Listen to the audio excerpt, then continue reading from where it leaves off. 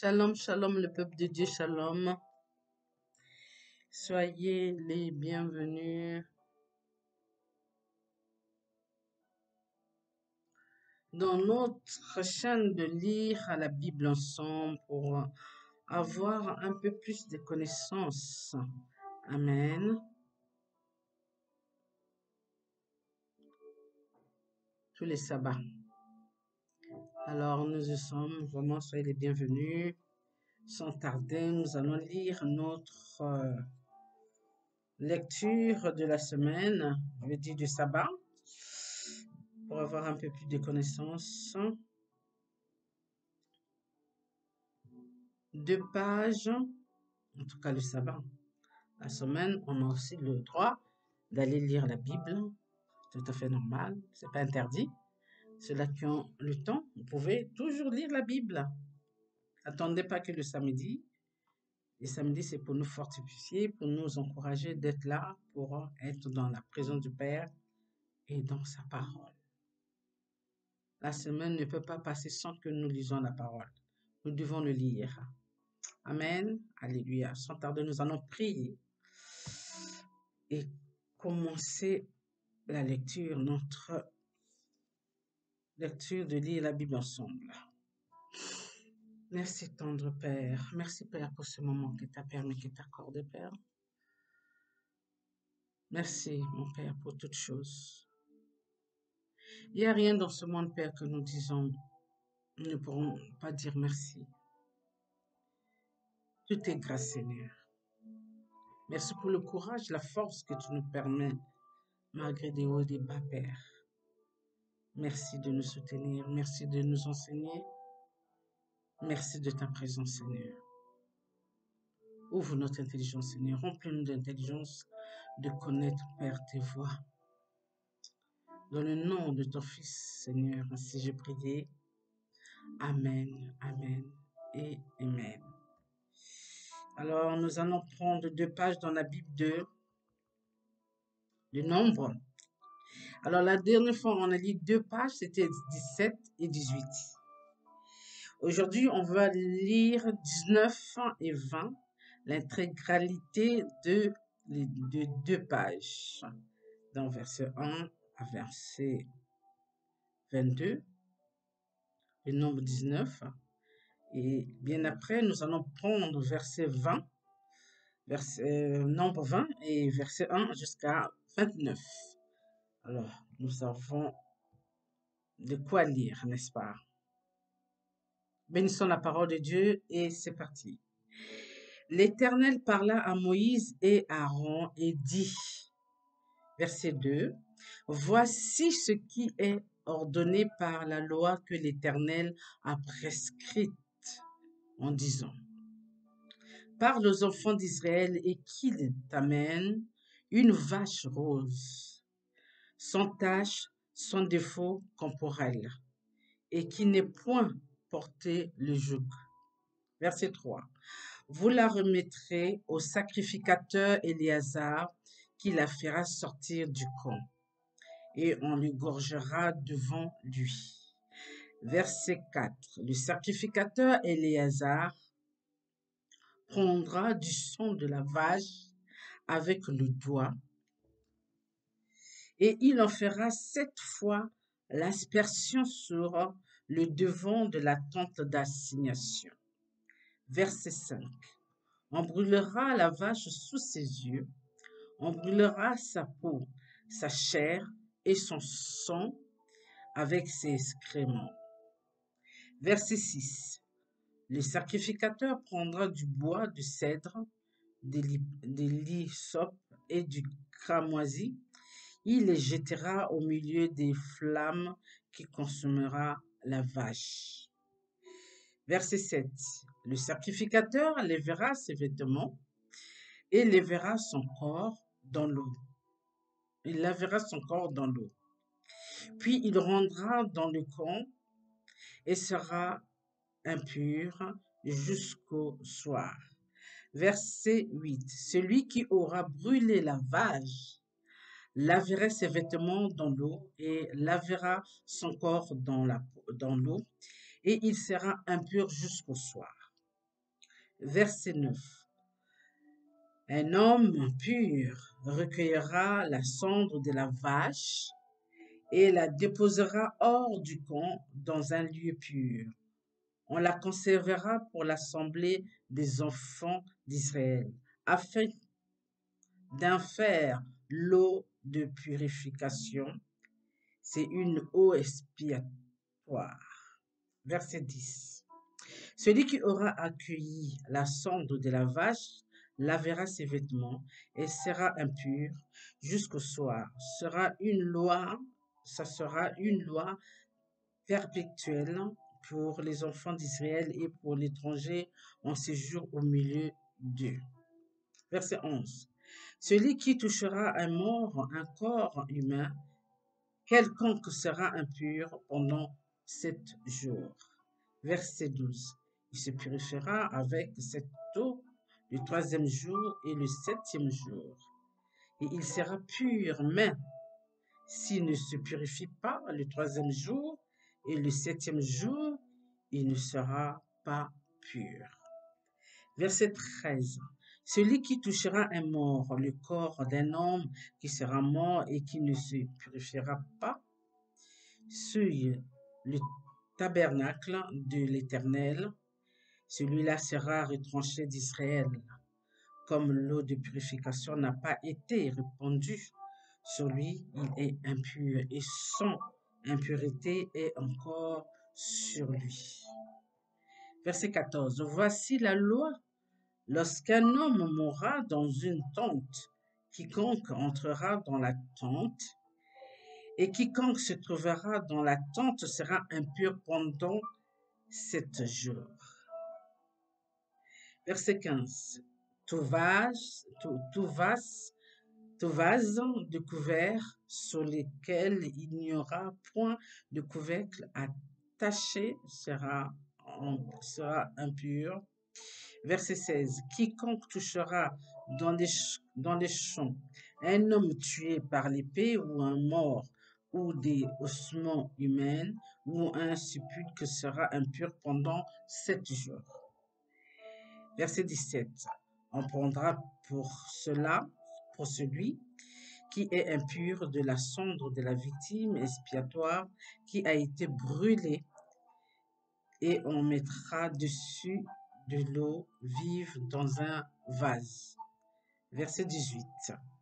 Un homme pur prendra l'hysope et la trempera dans l'eau, puis il en fera l'aspersion sur la tente, sur tous les ustensiles, sur les personnes qui sont là, sur celui qui a touché des ossements, ou un homme tué, ou un mort, ou un sépulcre. Verset 19.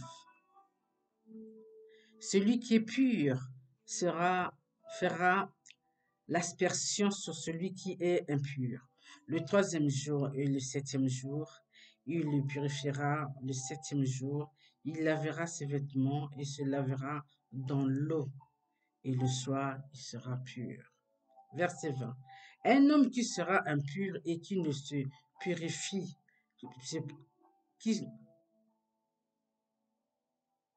excusez-moi, un homme qui sera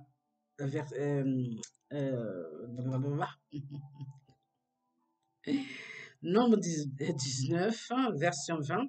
Un homme qui sera impur et qui ne se purifiera pas sera retranché du milieu de l'assemblée, car il a souillé le sanctuaire de l'Éternel.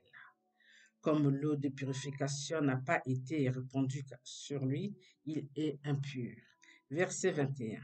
Ça sera pour eux une loi perpétuelle. Celui qui fera l'aspersion de l'eau de purification lavera ses vêtements, et celui qui touchera l'eau de purification sera impur jusqu'au soir. Notre dernier verset de Nombre 19, 22. Tout ce que touchera celui qui est impur sera souillé, et la personne qui le touchera sera impure jusqu'au soir. Passons à notre deuxième page, Nombre 20. Bénissons toujours la parole de Dieu. Toute assemblée des enfants d'Israël arriva dans le désert Shittim le premier mois et le peuple s'arrêta à Cadé. C'est là que mourut Marie et qu'elle fut enterrée. Verset 2. Il n'y avait point d'eau pour l'assemblée et l'un se souleva contre Moïse et Aaron. Verset 3. Le peuple chercha querelle à Moïse et dit, que n'avons-nous expiré quand nos frères expirèrent devant l'Éternel. Verset 4. Pourquoi avez-vous fait venir l'assemblée de l'Éternel dans ce désert pour que nous y mourions, nous et notre bétail? Verset 5. Pourquoi nous avez-vous fait monter hors Égypte pour nous amener dans ce méchant lieu? Ce n'est pas un lieu où l'on puisse s'aimer. Il n'y a ni figuier, ni vigne, ni grenadier, ni d'eau à boire. Verset 6. Moïse et Aaron s'éloignèrent de l'assemblée pour aller à l'entrée de la tente d'assignation. Ils tombèrent sur leur visage, et la gloire de l'Éternel leur apparut. Verset 7. L'Éternel parla à Moïse et dit, verset 8, prends la verge et convoque l'assemblée, toi et ton frère Aaron, vous parlerez en leur présence au rocher et il donnera ses eaux. Tu feras sortir pour eux de l'eau du rocher et tu abreuveras l'assemblée et leur bétail. Verset 9. Moïse prit la verge qui était devant l'Éternel comme l'Éternel lui avait ordonné. Verset 10. Moïse et Aaron convoquèrent l'assemblée en face du rocher et Moïse leur dit, écoutez donc, rebelles, est-ce de ce rocher que nous vous ferons sortir de l'eau? Verset 11. Puis Moïse leva la main et frappa 2 fois le rocher avec sa verge. Il sortit de l'eau en abondance. L'assemblée but et le bétail aussi. Verset 12. Alors l'Éternel dit à Moïse et à Aaron, parce que vous n'avez pas cru en moi pour me sanctifier aux yeux des enfants d'Israël, vous ne ferez point entrer cette assemblée dans le pays que je lui donne. Verset 13. Ce sont les eaux de Mériba, où les enfants d'Israël contestèrent avec l'Éternel et qui fut sanctifié en eux. Verset 14. De Cadé, Moïse envoya des messages au roi d'Édom pour lui dire, ainsi parle ton frère Israël, tu sais toutes les souffrances que nous avons éprouvées. Verset 15. Nos pères descendirent en Égypte et nous y demeurâmes longtemps, mais les Égyptiens nous ont maltraités, nous et nos pères. Verset 16. Nous avons crié à l'Éternel et il a entendu notre voix. Il a envoyé un ange et nous a fait sortir de l'Égypte. Et voici, nous sommes à Cadé, ville à l'extrémité de ton territoire. Verset 17. Laisse-nous passer par ton pays. Nous ne traverserons ni les champs, ni les vignes, et nous ne boirons pas l'eau des puits. Nous suivrons la route royale sans nous détourner à droite ou à gauche, jusqu'à ce que nous ayons franchi ton territoire. Verset 18. Et Édom lui dit, tu ne passeras point chez moi, sinon je sortirai à ta rencontre avec l'épée. Verset 19. Les enfants d'Israël lui dirent, nous monterons par la grande route, et si nous buvons de ton eau, moi et mes troupeaux, j'en payerai le prix. Je ne ferai que passer avec mes pieds, pas autre chose. Verset 20. Ils répondirent, tu ne passeras pas. Et Édom sortit à sa rencontre avec un peuple nombreux et à main forte. Verset 21. Ainsi Édom refusa de donner passage à Israël par son territoire, et Israël se détourna de lui. Verset 22. Toute l'assemblée des enfants d'Israël partirent du Cadier et arriva à la montagne de Hor. Verset 23. L'Éternel dit à Moïse et à Aaron, vers la montagne de Hor, sur la frontière du pays d'Édom. Verset 24. Aaron va être recueilli auprès de son peuple, car il n'entrera point dans le pays que je donne aux enfants d'Israël, parce que vous avez été rebelles à mon ordre aux eaux de Mériba. Verset 25. Prends Aaron et son fils Éléazar et fais-les monter sur la montagne du Hor. Verset 26. Dépouille Aaron de ses vêtements et fais-les revêtir à Éléazar son fils. C'est là qu'Aaron sera recueilli et qu'il mourra. Verset 27. Moïse fit ce que l'Éternel avait ordonné. Ils montèrent sur la montagne de Hor aux yeux de toute l'assemblée. Verset 28. Moïse dépouilla Aaron de ses vêtements et le fit revêtir à Éléazar, son fils. Aaron mourut là, au sommet de la montagne. Moïse et Éléazar descendirent de la montagne. Notre dernier verset 29. Toute l'assemblée vit qu'Aaron avait expiré et toute la maison d'Israël pleura Aaron pendant 30 jours. Bénissons la parole de Dieu. Amen. Alléluia. Encore une fois, nous voyons comment nos ancêtres ont marché avec Père. On a vu Aaron, on a vu Moïse, on a vu Marie. Tout cela qui désobéissait. Tout cela qui ne respectait pas les règles de Dieu. Tout cela qui cherchait à minimiser les règles de Dieu, les paroles de Dieu. Et Dieu avait toujours le dernier mot. Comme je vous ai dit, même notre génération, Dieu a le dernier mot. Aux yeux de Dieu, il n'y a pas un enfant préféré. Quand on est dans les bêtises, quand on est dans le mensonge, quand on est dans la jalousie, quand on est dans la haine, quand on est dans le mépris, c'est pas la tasse de thé du Père. Il y a toujours le mais. Donc, j'ai toujours dit, c'est pas parce que nous sommes dans cette génération que Dieu a juré, que Dieu a dit que nous sommes dans l'abondance, et que Dieu ne peut pas avoir le dernier mot. Dieu aura toujours le dernier mot quand les choses qu'il a dit non, et que nous persistons sur ces choses-là. Dieu aura toujours le dernier mot. L'ennemi n'a pas le dernier mot. C'est Dieu qui a le dernier mot. Donc, faisons attention.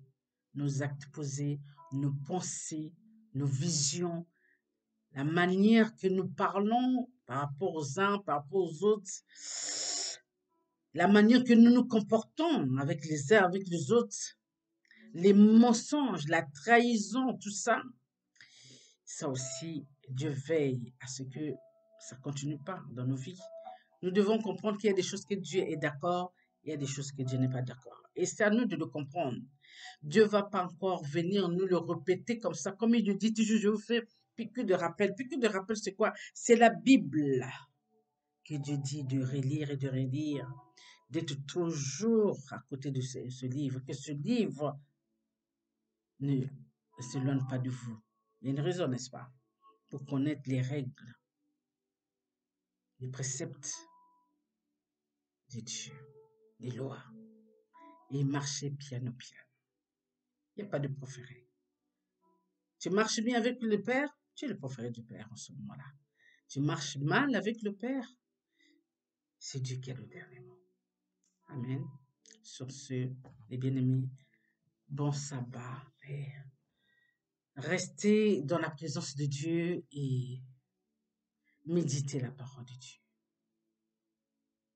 Comme je l'ai toujours dit, nul est censé de ne pas connaître les lois, les règles du Père. Quand nous négligeons, Dieu a toujours le dernier mot. Quand nous marchons bien, Dieu aussi a le dernier mot. L'ennemi ne fait rien. Amen. Alléluia. Je vous aime. À sabbat prochain. Bye.